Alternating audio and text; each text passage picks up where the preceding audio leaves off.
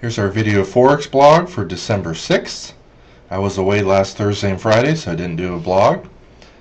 Some of the markets today are pretty dead. You can see the dollar yen, pretty low volatility, low momentum, and you can see with our Trend Intensity Pro, no movements to speak of. And so anytime you see a currency kind of chopping around and you don't see that much momentum, you usually want to avoid it. Underneath the hourly, it's more likely to go down, but you had the previous day's low here as support. You never want to sell with a likely profit target right underneath there, and there was no momentum, so we wouldn't have really even traded the dollar yen today. Here's the CAD yen. The daily trend is slightly down. The weekly and monthly trend's up. It starts off above the hourly moving average, but you can see it can't break above the 10-day moving average here. We also had a narrow range pattern, which shows lack of interest. Sunday night the price was underneath the hourly, which means it's more likely to go down, and the fact that it stayed underneath this level, not able to break out, when it finally broke down underneath all the support, previous day's low, weekly pivot, you'd want to look to go short right here, and you can see the momentum really wasn't that weak. So if you did take this short, you might want to draw your fib level on here and look to get out near the fib profit target down here, because the momentum wasn't that weak. Whether you got short here and made a few 10 or 15 pips, or hung on down here, you made about 30 pips on that trade. Again, pretty dead day, not much momentum. When it returned up to the hourly and it failed to go above there, you might have also shorted right here and made 5 to 15 pips, but pretty dead in the CAD yen today. Here's what you want to look for. Extreme weakness, and anytime that hits the dotted white line 20 and above, usually those trends continue. So you have this little pullback trade right here, and the price pulled back 20 pips. You also have an Elliott two-wave fib pullback trade right here, where when it hits the fib level up here, including one of our daily fibs and the resistance level of the previous day's low, when it comes up to that level after having previous extreme weakness, went up with less strength than that, and the strength disappeared. This is a great short right here, and the market fell about 20-25 pips. Very high probability. This is a great example of our Elliott two-wave fib pullback system, with the extra benefit of having a major daily base Fibonacci level right here in the New Zealand yen. This currency again didn't have that much momentum. The weekly, monthly trend was up, so you might have bought this breakout trade right here, and the market went up to all this resistance area up here, monthly pivot, previous day's high, our counter trend sell signal right here, and it didn't have that much momentum, so you might have only made 10 or 15 pips on there. And anytime a narrow range breakout fails on the upside, usually these create trends, so I would have looked for this little sideways consolidation breakdown right here and jump the gun on that one. You can see pretty decent weakness, so you sell this next little up move right here and it falls down another 20 pips, hits the 10-day moving average and a monthly pivot level right here with very little weakness on the way down, and that's the end of the move. You might have gone short right here with a tiny loss because the market didn't do anything after that. Here's a good example of how our fib levels work. When a fib level holds as support and then finally gets broken, it's a big sign, and usually the market continues. So you might have sold right here after this NR7 hourly pattern, and the IntelliTrend bars were red, and it just collapsed right down to the lower containment band. Because it had extreme weakness, you might have sold right here. That trade didn't work. You might have only made 10 or 15 pips on that trade. And again, we have another Elliott two-wave fib pullback.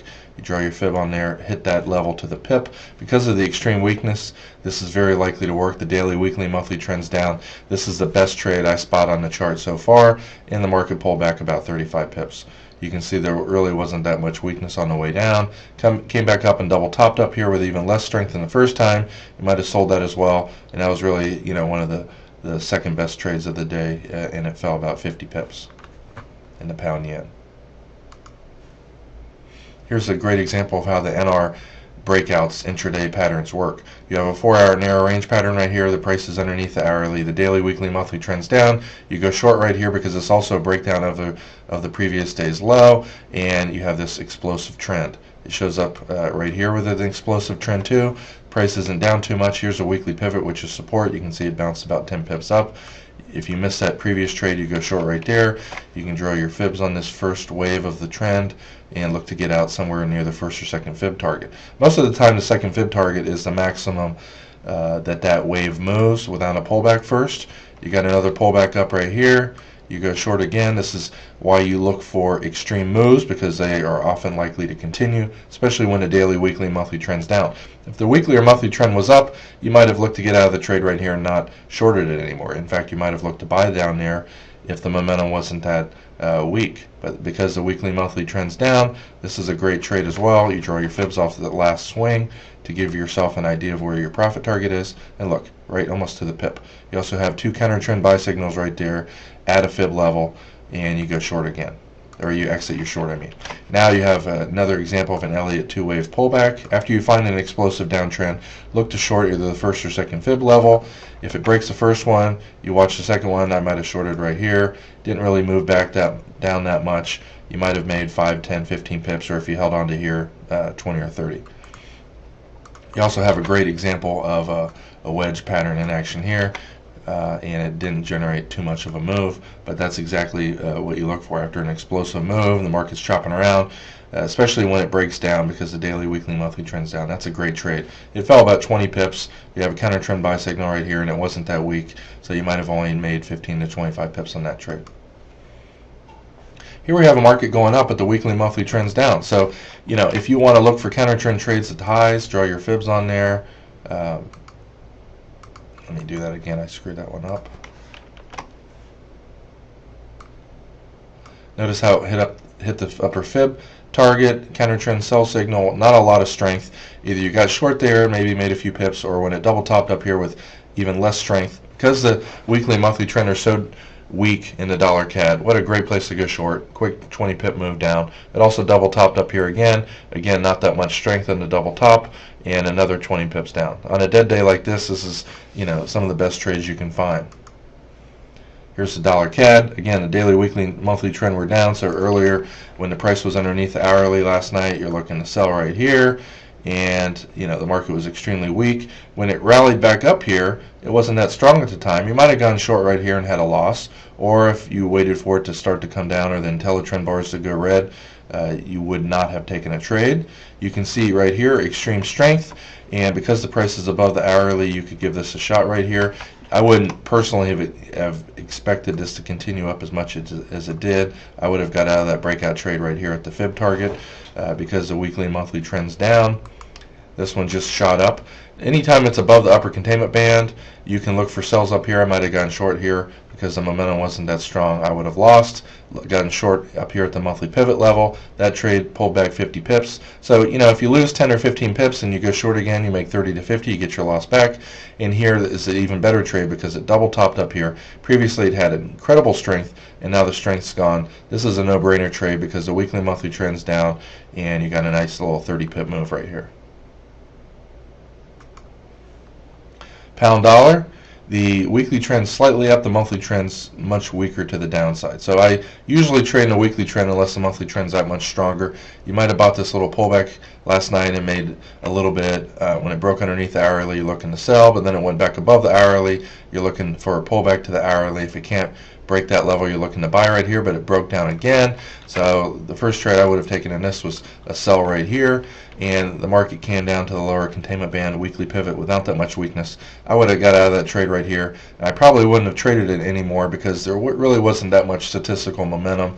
There was another continuation move down, but anytime you have a currency that doesn't have that much strength or weakness, it's best to avoid it. I would have taken that trade right here. I might have gotten long right here with a loss on the first trade. Euro dollar, again, look at our fib level. Once that got broke last night, the market wasn't able to get above it, and that's a real sign of weakness. We're also underneath the hourly right here. You might have shorted the hourly right here, or you might have also sold the breakdown underneath the previous day's low. And once it had incredible weakness, you're looking to sell it too. You might have gone short right here with a small profit, or if you held on. If you weren't in the trade already, this is a great little pullback trade. You draw your fibs off that wave, and usually the fib targets down here are a great place to get out, especially when they're underneath the lower containment band. Because it's also weak again, you look to sell the next move up, and you made another 25 to 35 pips on the way down. And you can see right here the market's just not that strong. You might have also sold this little sideways rectangle shaped pattern, and you would have lost money on that trade. One last thing I forgot to put in today's video is our FX total view showed that quite a few currencies were up or down 3 days in a row. And if you look at the dollar Swiss today, you'll notice that it exploded up today because it had been down 3 days in a row. Euro dollar, Australian dollar, New Zealand dollar, and Australian yen, because they've been up 3 days in a row, they all fell today, and there were many opportunities to look for sells in those, and most of those trades worked. So keep in mind, our FX total view can help you find likely reversal trades as well.